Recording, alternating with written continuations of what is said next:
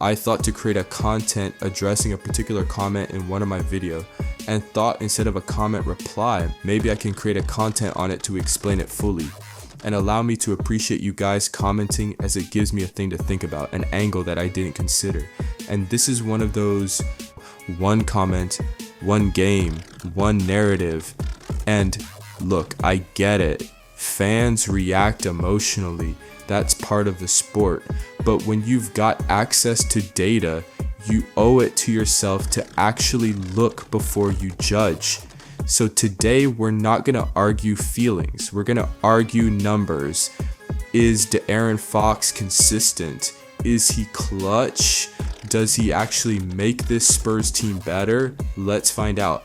This is the momentum curve from the Spurs win against the Philadelphia 76ers on April 6, 2026. Every scoring play from the official game book Gaussian smooth at 90 seconds, so we can see the actual flow of the game rather than just the final score. Convention here: below 0 means the Spurs are leading, above 0 means Philly is ahead.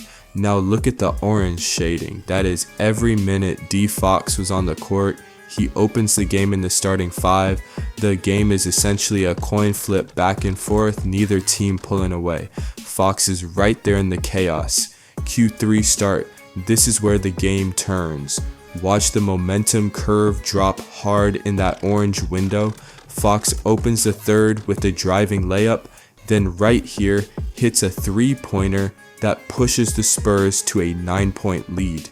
That's moment 5 on our derivative detection. The acceleration towards San Antonio is sharpest right there with Fox on the floor. Final line: 13 points, 4 assists, 2 steals, 1 block, and a plus 15 in 26 minutes.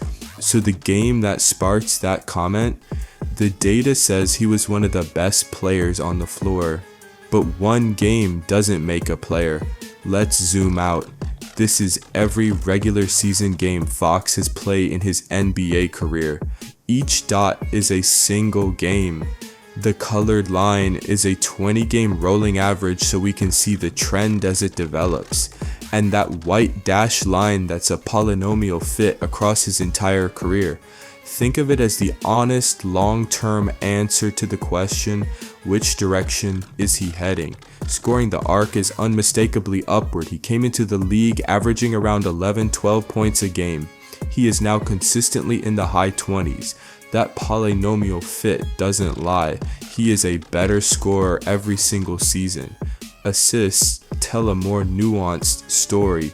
He peaked around the 22nd game range. That was his Sacramento era, where the entire offense ran through him. Since the trade to San Antonio, the assist numbers have leveled off, and honestly, that's expected. This is no longer a one-man band. He's operating alongside WEMBY, Castle, Harper. Fewer assists doesn't mean decline, it means he's in a real system for the first time. Now let's address the other half of that comment, the idea that Fox is unreliable, that he can drop 30 and lose you the game, that he blows hot and cold. These bar charts show the standard deviation of his key stats season by season. Standard deviation is simply how much a player's output swings from game to game. Low bar means consistent, high bar means volatile. His scoring standard deviation has actually stayed remarkably stable across his career, sitting around 6 to 7 points. For a player averaging 25 plus, that is a coefficient of variation under 30%. That is elite consistency for a high usage scorer. This heat map is the cleaner way to read it.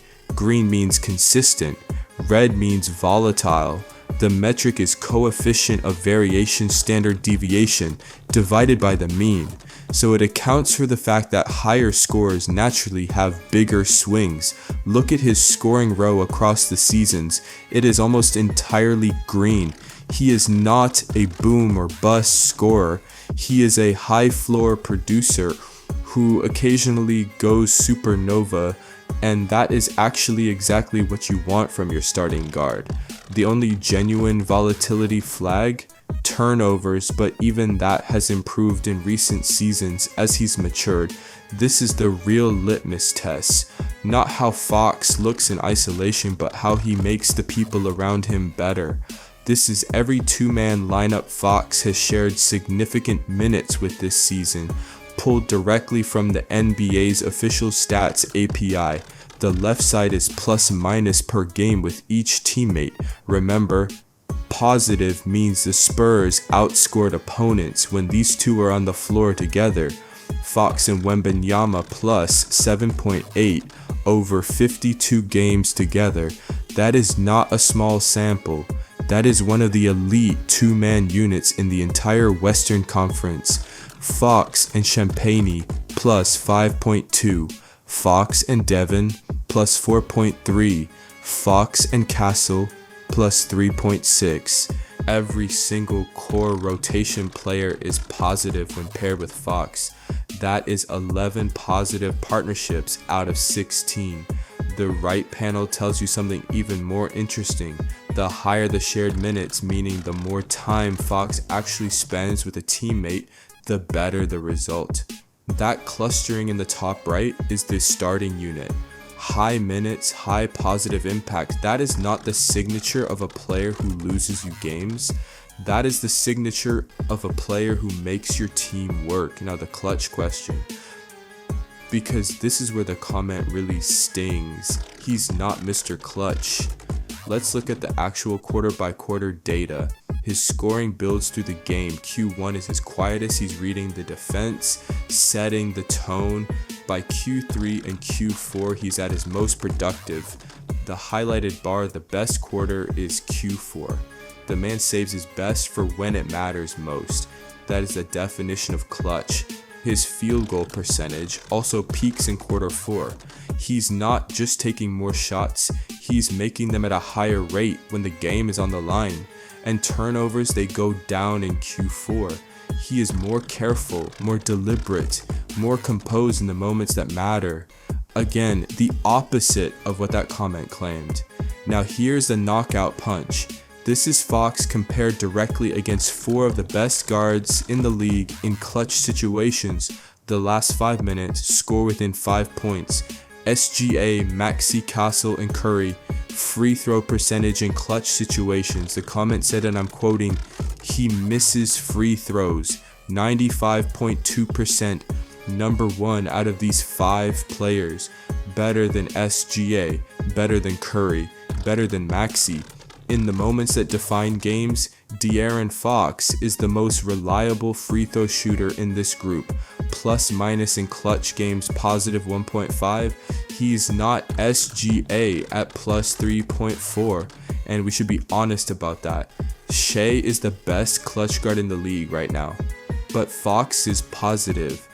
The Spurs outscore opponents when he is on the floor in the final minutes. Win rate in clutch games, 65%. 19 wins, 10 losses. That is better than Maxey's 54 and significantly better than Curry's 37 this season. The scorecard summarizes it clean. Number 1 in free throw percent. Number 1 in ball security. The FG percent at 42 is his honest weak spot. That's the one I'll concede. But everything else, the data simply does not support the narrative. Here's the thing about fan reactions, they are real, they matter, and they are almost always based on something. Maybe Fox had a cold stretch, maybe there was a specific game that stung. Emotional reactions are part of being a fan, but they are a terrible basis for evaluation. The data asks us to zoom out, to look at 450 career games, not one. To look at 52 games alongside Wembanyama, not one bad night. To look at 95% clutch free throws, not one missed shot you remember. Context is everything in analytics. And the context here is this: De'Aaron Fox is a consistently elite guard who is trending upward, makes his teammates better, and shows up when games are close. He might not be the most perfect player, no one is, but the data says he is exactly what the San Antonio Spurs needed.